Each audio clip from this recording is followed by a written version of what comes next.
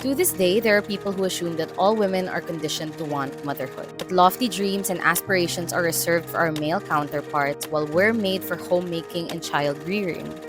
My maternal grandmother was 20 when she became a mom, and my paternal grandmother was 24, which is just as old as I am now. I can't possibly imagine. Thankfully, this is an era of evolving social scripts. In the past 5 years, the country's birth rate has fallen from 2.8 per woman to 1.88, thanks in no small part to the rise of double income, no kids couples. And yet, despite the allure of joining the likes of them, I still want to be a mother.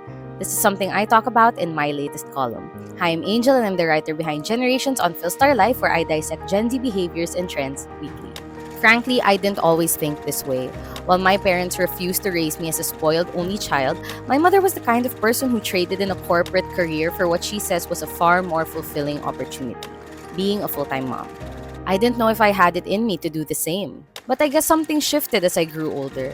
Suddenly, my favorite fictional characters were future baby names, and my favorite books became bedtime story material. Of course, the transition wasn't easy. Out of all the job titles women were free to take on, I was choosing mother, mama, or mom.